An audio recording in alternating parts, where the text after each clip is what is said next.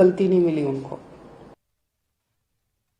मालेगांव 2008 बम धमाका मामले की पैरवी के दौरान अब रियासती हुकूमत के माहिरीन कानून और एटीएस भी मौजूद रहेंगे। ये फैसला महाराष्ट्र हुकूमत ने किया है। दरअसल धमाके के मुकदमे की समाअत के दौरान गवाहों के मुसलसल अपने साबिका बयान से मुनहरिफ होने के मामलात सामने आ रहे थे।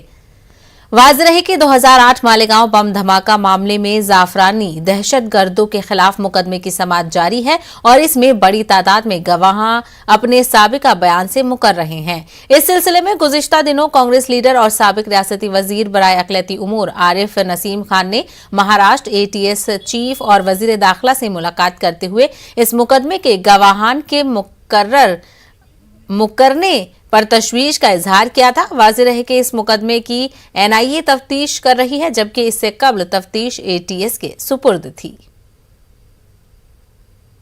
पिछले दिनों राज्य के गृह मंत्री श्री दिलीप वलसे पाटिल जी से बात की थी हमने, और एटीएस चीफ से भी परसों मुलाकात करके हमने मांग की थी कि मालेगांव ब्लास्ट केस के जो आरोपी हैं उनको एनआईए पर दबाव डालकर कहीं न कहीं बचाने की एक कोशिश और साजिश हो रही है, और महाराष्ट्र एटीएस और महाराष्ट्र सरकार को बदनाम करने की जो कोशिश है उसको रोकने के लिए एटीएस की तरफ से कोर्ट में जो ट्रायल चल रहा है फेयर और सही ट्रायल हो, उसके लिए एटीएस ने अपना वकील खड़ा करना चाहिए। और एटीएस के जो 2008 में मालेगांव ब्लास्ट केस में जो आईओ थे, ऑफिसर थे, अधिकारी थे, उनकी नियुक्ति करनी चाहिए ताकि सही तरह से इस केस की पैरवी हो सके और जो दोषी हैं उनको शिक्षा दिलाई जा सके और महाराष्ट्र पुलिस को बदनामी से बचाया जा सके।